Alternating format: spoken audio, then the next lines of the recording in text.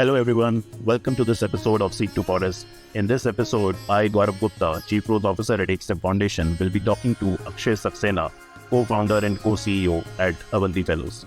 Akshay is a TEDx speaker and he describes himself as a teacher entrepreneur with a passion to build organizations that create an equitable world. Akshay's organization Avanti Fellows' mission is to help students build quality careers through quality college education and lift themselves and their families out of poverty. In this conversation, you can listen to Akshay speak about how they created a model for kids from low-income families to crack competitive exams and how working at scale made them focus towards solving what's important versus trying to solve everything, and how during the process their own thinking evolved about what impact really means. I learned a lot in this conversation about how to evolve thinking and approach as you work at scale, and I hope you learn a lot too. Happy listening. Hello everyone. With me today is Akshay Saxena. He's the co-founder of Avanti Fellows and Avanti Learning Center. As an organization, Avanti has been involved in looking at how to drive maths and science related learning outcomes for more than 100 million kids in India, especially focusing upon the middle and the high school students. Welcome, Akshay. Thank you for making time. Oh, thanks for having me, Gaurav. Glad to be able to speak. Great. Thank you, Akshay. So, Akshay, let's dive straight in.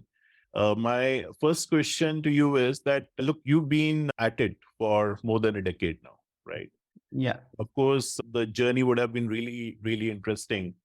I wanted to first go into the origins of the journey, right? What made you get started? Which problems did you look at which made you jump into it?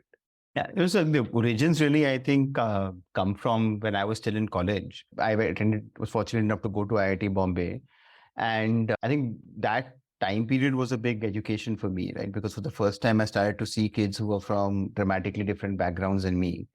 And from the get-go, I think it was quite evident that there was a certain type of child that made up the majority of kids at IIT, right? It was typically a middle-class kid with educated parents who'd had access to some high-quality schooling or reasonable test prep. And during my last year at IIT, along with Krishna, my co-founder, we started working on this student mentoring program where the final year students would mentor the first-year students. Largely at the time to try and address mental health issues, students dropping out, and those kinds of things. And we found that overwhelmingly the kids who were struggling were kids who were from rural India, kids whose parents would not go to college, kids who came from Hindi medium backgrounds, right? So I think that's really struck a chord. And, when we spoke to these children, and especially the kids that I mentored, you start to realize that these children were actually vastly more gifted, more deserving in every way than, for instance, I was, but yet would not have commensurate life outcomes. So I think the motivation for what we do at Avanti came very much from a place of justice or what is fair. And that it was really unfair that really brilliant kids from backgrounds that were not typical or not middle class or not privileged really had no chance of getting into these elite government-funded, affordable colleges like IIT. So fast forward a bunch of years, I did the standard thing, became a management consultant, then went on to business school. But while I was at business school, I felt like I was in a place where we could at least try to do something. And Avanti started at that time in 2010 as a volunteer organization where we were getting student volunteers on IIT campuses together and getting them to find and identify high potential, low income kids and help them qualify exams like IIT JEE and NEET. So that's how we got started. Well, that's very interesting, Akshay, because you speak about the fact that in a way, what bothered you was in some sense, use the word lack of justice or the lack of opportunity, which made this thing unfair, right? So just speak about, as you worked with a few kids, right, in the early stage, how did it feel? I mean, what was coming across that really touched a chord? So in the early days, I actually jumped into this full-time a little later. So 2010, 2013, Krishna ran things full-time in India. I only moved back in 2013 from the US. And the first experience was teaching in a center we had set up in Shahadra in Delhi. Really, the first experience was that the kids were brilliant, right? And that's always, I think, it also was my first time really teaching or being involved in teaching kids. And I was just stupefied by how bright the kids were. But at the same time, I also started to realize how ill-prepared I was or we were for their realities, right? So I'll give you an example. So the early years, we would say, hey, let's try and charge some nominal fee. So we would charge them 1,000 rupees a month or 1,500 rupees a month to come to our center, Right. which the kids would pay because that much most people can afford. But then we realized that because we were trying to find gifted kids, many of them were traveling 2 hours to come to our center because it's the only place that they could get test prep. And they were spending much more than the 1,000 rupees a month traveling. So we had to give them a scholarship, to they could travel. In fact, start paying them to come to the center, right? So it was the first, I think, real sense of understanding how big a role just availability of money plays, right? And how the most obvious, simple things these kids were not being able to get done.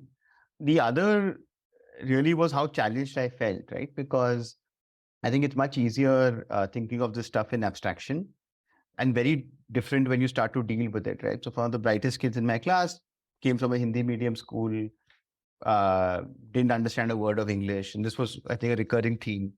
But we knew that they'd have to understand at least functional English to be able to survive at an IIT or any kind of engineering college for that matter. And then we had this sudden challenge of saying, hey, the physics, chemistry, maths is fine.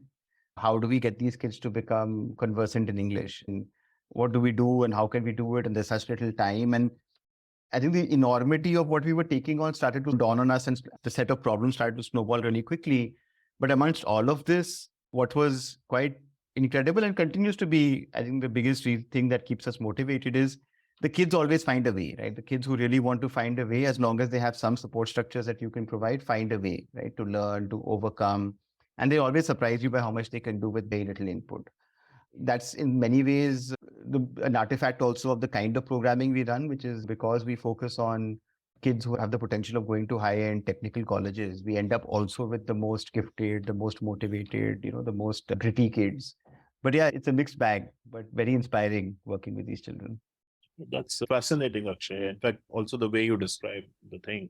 In fact, I was quite pleasantly touched upon when you spoke about the fact that you were quite stupefied to find that a lot of these kids were brilliant, right? But of course, they were not getting the right avenues. So just speak through that a bit, because were you easily finding kids who were otherwise brilliant, but were not really getting the opportunities, and hence this became more and more, important to you to really solve this problem? Were you seeing that, or was it something else? So it's a good question, right? So we were not finding, and this I think was the first time we started to benefit from working with government systems.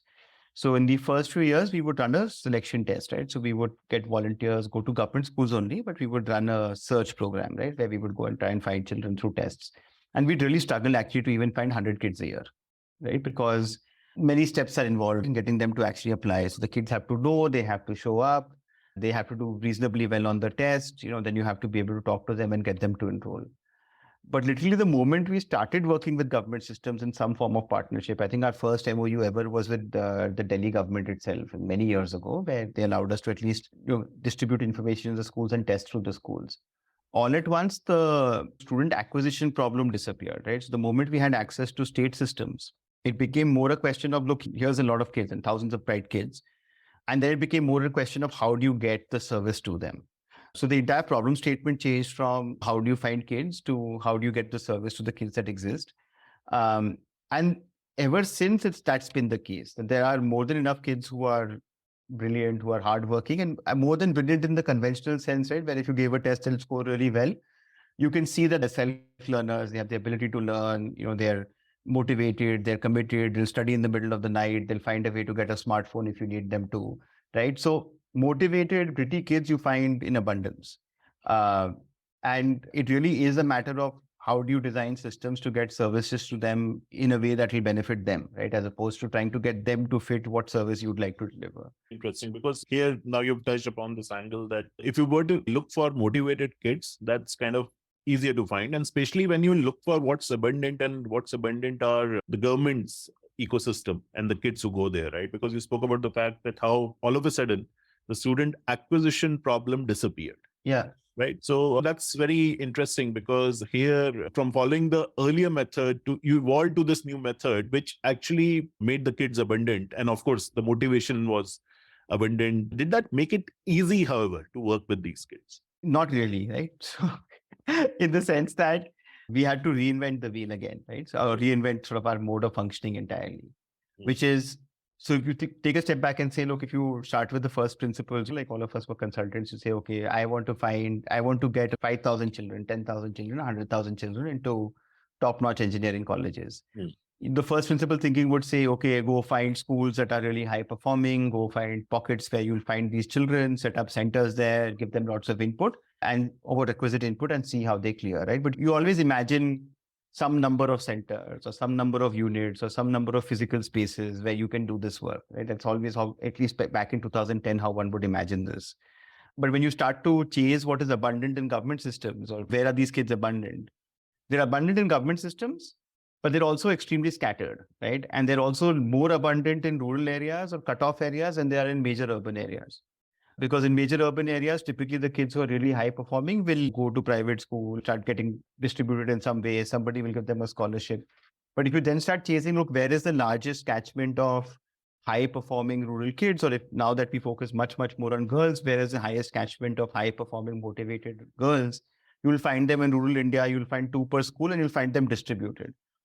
Which then means that you have to have very different operating models to cater to them. Also, there are other constraints that, what's available to them, right? So what's available to most of these kids is not transport to a nearby center, not the ability to come to a tuition center at 4 p.m.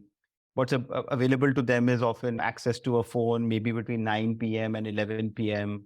And just everything around what works in the kind of the regular world where there is money starts to change when you start to look at what is available to these kids. And it took us many years, I think, until COVID happened, the kind of digital learning paradigm really took off. It was quite hard figuring out what model would scale because we would keep repeatedly setting up centers of excellence or coaching centers in major metros. The government would help us find kids, but then we would find that kids can't travel to them. So we'd keep getting stuck in some way or the other. And the only model we really had, which worked till then, was residential schools. So we had one model, which is work in residential schools, find high-performing residential schools where your talent is abundant and place teachers there to work with those kids. But outside of the very narrow residential school model, we had no model that was actually working or that we could get to work. And it was a struggle for a while. And COVID changed a lot of that for us once digital methods became possible. So, in fact, काफी interesting बात बोली Akshay, because you touched upon the fact that quite often we get started as consultants and then we think conventional stuff कि यार ये framework है, ये fit कर देते हैं और इसके चलते ये output आएगा. But then, of course, you discovered in that journey कि ये थोड़ा change करना पड़ेगा because you're not getting the right results. And things kept happening as you kept doing and kept learning and kept evolving. So, Akshay, तो इधर जो सवाल आ रहा है दिमाग में कि in a way, there were mistakes that were being made, right? Which, of course, happens in any journey. And there were learnings that were coming from that mistake. And that was somewhere leading to the evolution of the navigation compass for the company. The principles on which you were trying to build the narrative and the work that was happening in this context. So just speak through that a little bit in terms of what are the kind of mistakes that you're proud of? Yeah, so I absolutely, right? And I think one of the biggest mistakes that we made, and this is all in hindsight, you wouldn't know until you made it, was to design very complex solutions for scale, especially because we work in test prep and this bar is so high of getting kids into these colleges. You kind of start off with the point of, I want to solve everything. So I want to solve English language speaking. I want to solve access to computers. I want to teach them 21st century skills. I also want to teach them math and science. I also want to solve social issues, right? And when you take that approach that I will solve the problem end to end by myself, you inherently, and there's nothing wrong with it. I think you end up with very, very deep, but very, very small solutions. But since the ambition for us always from the beginning was to solve something at scale, sort of going down this path of having very deep involved solutions also meant that it kind of set us back several years in terms of thinking of scale solutions. So I think it ties into the +1 concept also well, right? Which is over time, so that was one mistake, right? Which is you start with trying to solve too much at once as opposed to saying, I want to solve this one very specific thing for a very specific kind of child. और एक तरह से अक्षय ये द्वंद्व था, right? Yeah. एक mental द्वंद्व कि सब कुछ अच्छे से करना है लेकिन सब कुछ खुद ही करना पड़ेगा. vis-a-vis सब कुछ हमें नहीं करना है शायद. Let's work on what's important because we really want to work at scale, right? So speak through that a little bit कि वो जब And we'll of course come to other kind of mistakes that you made, but speak through this one in particular कि वो जब द्वंद चलता था दिमाग में, right? तो how would you approach it? How did it feel? I think to realize that there's confusion also took multiple years, because you first start off by saying, what's conventional. What's conventional is saying कुछ करेंगे, छोटा सा करेंगे, अच्छे से करेंगे, बढ़िया result आएंगे, उसके बाद उसको हम स्केल कर देंगे. Right? This is how everyone, I think, generally thinks. I am learning a lot in this conversation. Hope you are too. Which questions would you like me to ask? What areas would you like me to explore further? Please write to me at gaurav@takestep.org. But you don't really give a lot of thought to what scaling means in a non-commercial setting. Right? Commercial setting में मान लीजिए मैंने एक centre खोल दिया होता, centre बड़ा successful हो जाता, खूब सारी रैंक्स आ जाती, तो मैं मतलब खूब सारी फीस चार्ज करता, उससे मैं एक्सपेंशन करता और मैं और सेंटर खोलता रहता. Right? Like that would be very commercially, this would be completely fine.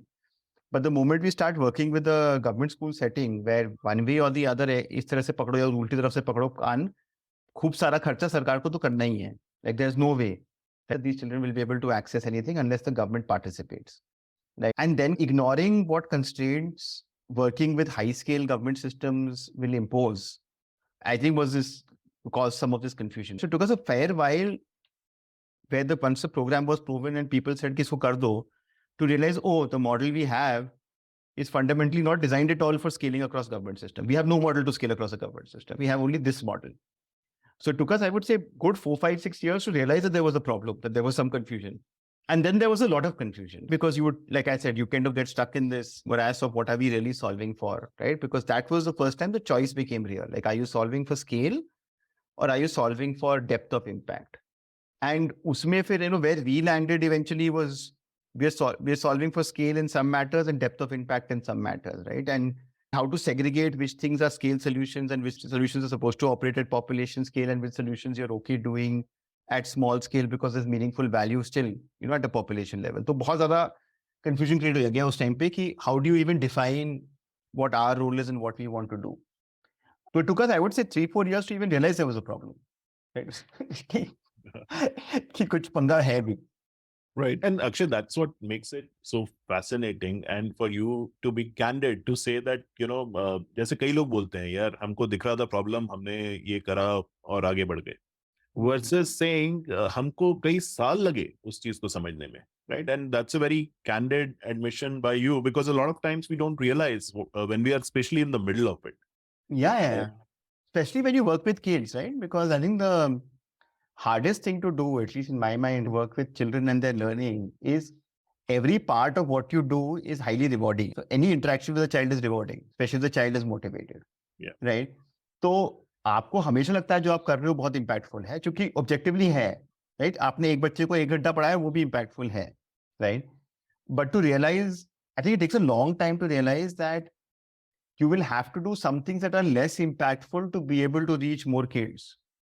Or that there is actually an objective function. क्योंकि आप अगर अपना इंटेंसिटी ऑफ इंटरवेंशन और ह्यूमन इंटरवेंशन बढ़ा रहे हो, उसका मतलब आप नेट कम बच्चों पे इम्पैक्ट डाल रहे हो ताकि आपका टोटल इम्पैक्ट का जो फंक्शन है वो वेरी कर रहा है, राइट? एंड वो ट्रेड ऑफ्स हैं. But it's very, I would say as an analogy, it's very easy to sit on a high horse and then curse everyone who does tech, right? Saying कि tech का कोई impact नहीं है, right?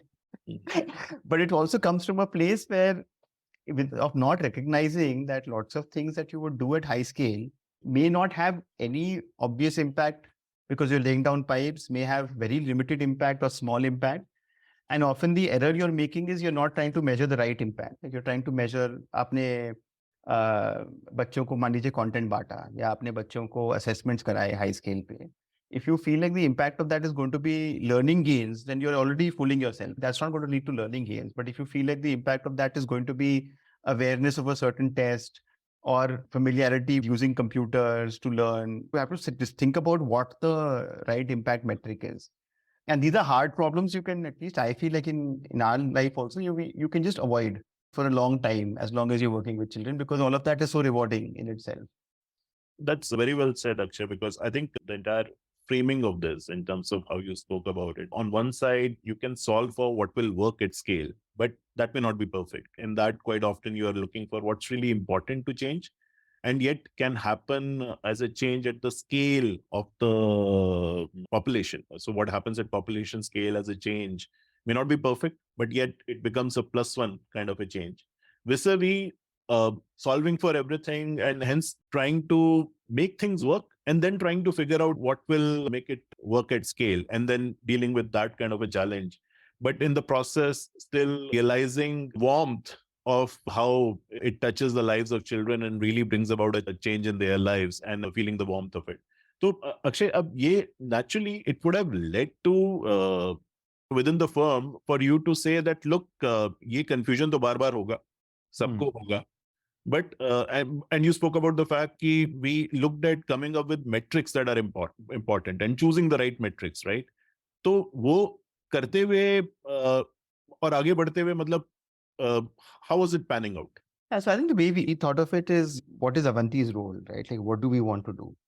And the way we think about it now is to say, look, there are some things where we can establish precedents, right? So you can, this is the question you led up with, right? Were you surprised that there were lots of bright kids in government school systems who could go to top tier colleges, right? There's some things where you need to have like this, I don't know, ceiling smashing kind of impact, right? You have to get a bunch of really low income rural kids to become IAS officers and become IITians and, do dramatic things. But I think to also recognize that will always be low scale. Like, we will never fundamentally take a child from 0 to 100 in the hundreds of thousands by ourselves. Like, it's just not going to happen, right? So the one is to understand what we are doing, which is precedent setting, which is paradigm establishing, and which is largely for that only, which is to sort of show proof of concept, right? Ki ye cheezein ho sakti hain. And then to say that, look, let's assume that we can do that, right? That we can do that to some degree. And what's the scale you need to do it at, right? So for instance, in a state, let's say like Delhi, is it enough for us to get 100 kids in or 1,000 kids in or 5,000 kids in? What's the number at which we believe that the government and the decision makers in the government will believe that they should invest in a digital learning program for gifted kids? So to think of that purely in the bucket of saying, I'm trying to create evidence for you to make the investment, I think that is one. But parallelly, really thinking about when they do say yes, to not have the same experience as I described before, that when they do say yes, to be able to provide them with a playbook or infrastructure which says that अच्छा इसको ऐसे करो, right? और अगर मैं 100 बच्चों को पढ़ा के 20 बच्चों को कराता हूँ, right? तो हो सकता है कि आप 100 बच्चों को पढ़ा के 3 बच्चों का ही कराओ पहले, right? या 4 बच्चों का ही हो पाए, पर आप 100 नहीं पढ़ाओगे, आप 15,000 पढ़ा दोगे, right? So to start thinking about our work in two ways, one is establishing models or developing models, which is almost like R&D and proof of concept work. And then think about what is the infrastructure, both academic, curricular, manpower capacity, technical infrastructure that the government would need to be able to do what we are doing at population scale, right?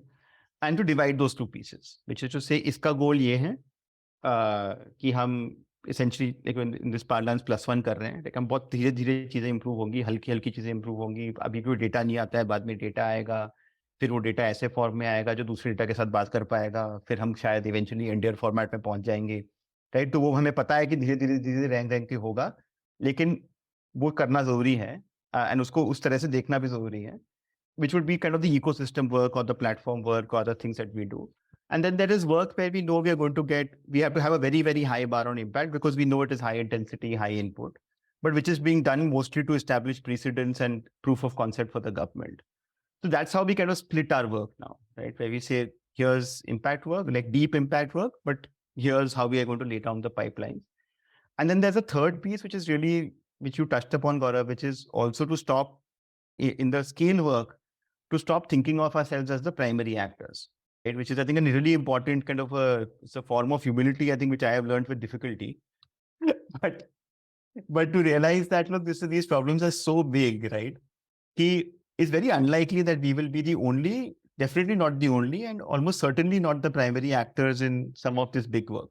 And to think about what our role is in building the ecosystem to get that work done.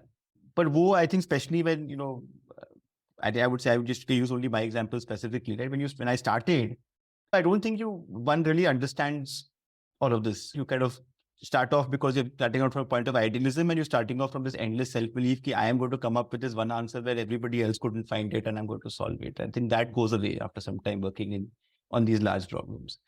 And in fact, Akshay, इसमें मतलब what's really interesting about it is कि the confusion was leading to splitting of hairs, but ultimately translated into splitting of work Yeah. around these dimensions, right? And in this context, of course, like you said आराम से कि भाई ये तो अब तरीका ये है, करना ही इस तरह से है, and we realizing in a very humble way कि we need to have that humility as an organization, right? कि जब स्केल पे कर रहे हैं तो शायद हम खुद ना कर सकें, we have to take the ecosystem along, right? तो अक्षय कुछ एग्जाम्पल उधर से निकल के आते हैं where you know when you especially went in the direction of what will work at scale and that needs some ecosystem players to be involved. So something as an example which told you that ये भी ठीक है, इसकी इतनी tension हमको लेने की जरूरत नहीं है. I mean, several things I would say, right? Which is, so I'll give you maybe a very specific example of our work, which will make this clearer, which is, let's take even the Navodaya system. So we work in the system of schools called Navodaya Vidyalayas. It's a residential government schools. Yeah. There are about 600 of them almost in every district. And इसमें बच्चे बहुत चुन के आते हैं, right? So you have 25 lakh children sitting for the test. उसमें they pick some 35-40,000 children every year to start in residential school in class 6. So on the face of it, this is the easiest system for us to work in because the kids are so high performing at the point of entry and they get a fully paid residential school system to work in and live in. And even in this system, for the longest time, our model was to place teachers, young teachers in the school and to have a facilitated learning model where बच्चे self-study करते थे, but there was someone to guide them and where we had more money, teach them. You know, for the longest time, I mean, even the team would push back saying, ki, we know, we can tell you if you don't put teachers, nobody's going to really learn. You know, what is the point of doing, anything unless we can control the outcomes of kids, right? That's the common wisdom there. Yeah. And that sound logic if your metric is how many kids will clear the JEE, right? Because every time you then do cuts and say, system wide rate क्या है, आपका rate क्या है, जहां आपने सिर्फ टीचरों को ट्रेन किया या सिर्फ कंटेंट दिया, क्या रेट आया, right? You'll always keep making the sense that the ROI is higher if you put teachers, right? But then there's the other reality that is never a model that will scale across 500 schools. It's just not going to happen, right? We are not going to humanly be able to raise that kind of capital. And even if we did, the likelihood that you'll be able to manage manpower of 500 into 4, like some 2,000, 3,000 people living across rural India is highly unlikely. So eventually what we arrived at is that the only thing that the system is currently ready to do at high scale is assessment. So all we do now is we built a simple platform where all the kids in the system take a test every month, right? Which is JEE pattern, NEET pattern or CUET pattern. The impact नहीं आने वाला है, उसमें वही दिखेगा कि the children who are at the early onset, high performing are the ones who eventually clear the JEE or the NEET. Like you're not going to be able to prove some deep cost benefit analysis or some deep impact analysis just by doing assessments.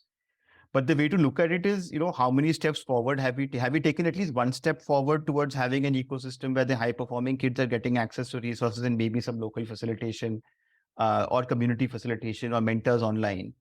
Because to go from having zero data on the kids who we were not teaching to having monthly data and rigorous monthly data on 30-40,000 children is a huge step forward.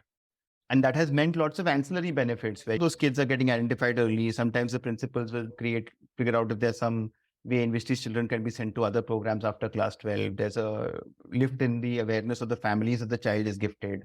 There's a lift in the confidence of the children, that knowing that they're doing well. So this in itself is not going to solve anything, but the clarity that came from the system is, okay, we can start off by doing just assessments. Then gradually we started doing just online classes once a week, something of the sort, which are broadcast across the system.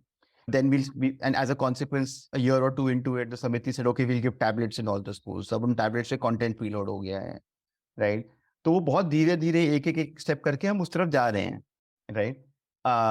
But घुमा फिरा के वो जो 20,000 बच्चे हैं जो ऐसे पढ़ रहे हैं, उसमें से भी 2,000 बच्चों का, 3,000 बच्चों का selection हो जाएगा, which is still more than the kids I get through. Right, I get 300 children through my high intensity programming. And this very low touch thing is still attributably helping at least 10 times as many children, right?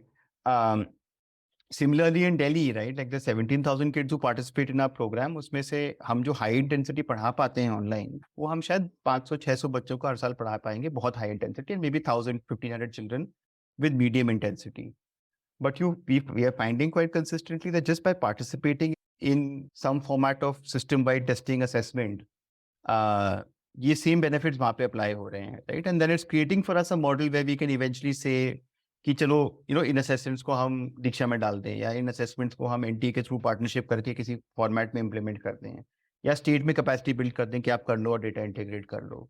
And none of these things that I'm saying, which are these broad-based answers, will meet the metric of saying ki, can I 100% attribute the child's success on the JEE to my programming? 100% not, right? But can I make the system more ready to cater to lakhs of children in 2 years, 3 years, 4 years times? Absolutely. And that I think is kind of how we are, segregating these things in our minds at least. Right. And that comes out very well in your articulation, Akshay, because I saw a series of aha moments, basically, that you had along the journey. But the one that kind of stands out for me is how you describe the way you look at the metrics now and metrics and their importance. So as you spoke about the example that पहले हमें बहुत tension हो जाती थी, यार इतने बच्चे नहीं हो रहे हैं तो हम क्या करेंगे, और the team would also exert that pressure, to now being comfortable with a different set of metrics, especially when you're looking at scale. And that hence still giving you the joy of creating that impact at a different level, but also at a different scale. Yeah, absolutely, right? And you hear very interesting things, right? Like for many of these children, I mean, there are many children who clear without us teaching them, right? But we capture their data. And it's as simple as saying, I had never heard about JEE NEET prep. I never thought I could do it. And yes, that's a small percentage. It's probably 1%, 0.1%, right? But आप India की population पे 0.1, 0.2, 0.5% apply करना शुरू कर दो, right? तो single, that's multiple digit percentage point shifts in the representation, right? So I think it's really important to start looking at things that way. And we've learned, I think, with some iteration to start doing that to a degree. And the other thing, Gaurav, which has come up now, which is I think, surprising, and this is the thing, which is in the +1 approach, some of the impact is fluke. I don't want to call it fluke, but I want to call it opportunistic / surprising, right? You won't find out that there is an opportunity until you lay down the infrastructure. So I'll give you an example, right? For instance, once we started testing so many kids, we now have access to a lot of children. So all of a sudden we find, hey, if somebody wants to do a large scholarship program, and just find 5,000 deserving girls in Uttara Kannada who are going to college. There's very few people better placed than us to find those children because we have data, right? Or if we want to talk to, let's say, Infosys or TCS or someone to say, hey, can you do a school to work program using these credentials that are now going to come?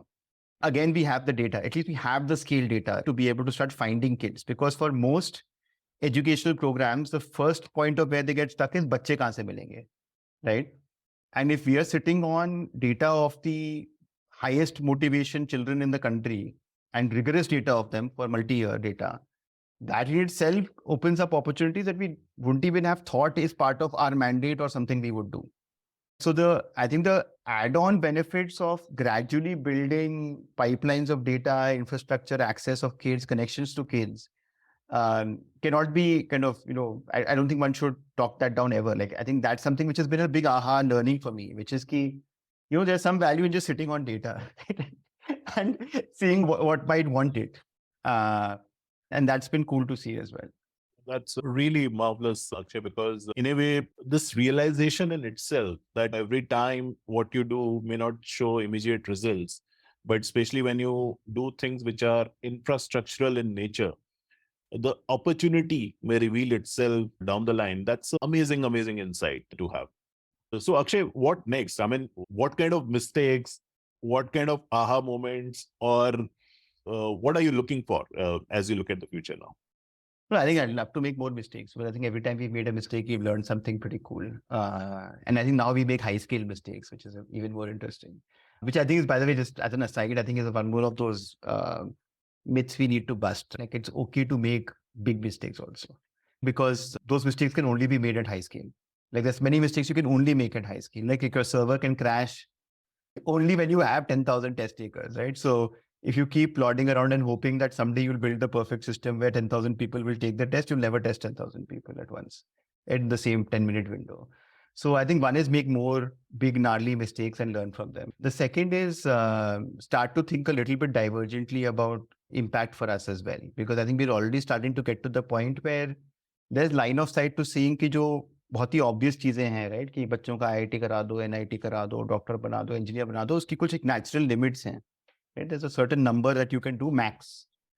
And the opportunity is actually much larger, right? I think the opportunity, even as I see it now, is no longer to say, we should for the many years articulate our vision and mission also as saying, our goal is to create equal representation in premier colleges in the country, right? That's how we used to always articulate what we want to do.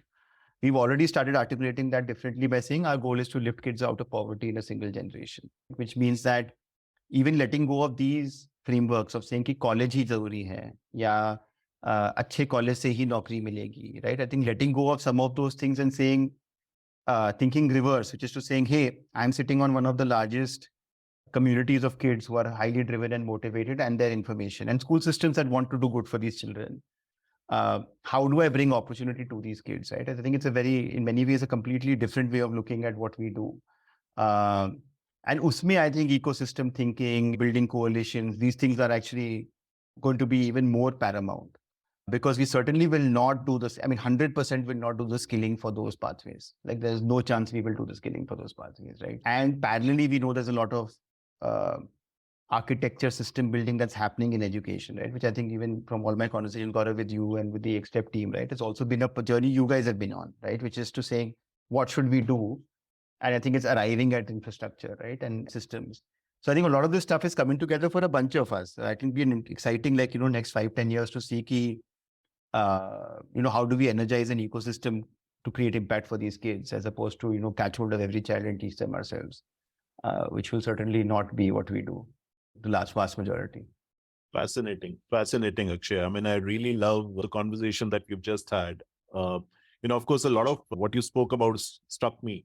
But what really amazed me was the kind of transformation that has not just come in the work that you do, but also the way it has led to the shift in thinking. And in terms of, what you would look at in the past versus what you are looking for in the future. So really wish you and the team all the best to make those bigger mistakes and create a bigger impact working with the ecosystem. Thank you so much, Akshay. It was a pleasure talking to you. And thanks so much, Gaurav. Pleasure talking to you as always. Thanks for having me. Thank you so much. Take care. Bye-bye. I unlocked a lot of possibilities in this conversation.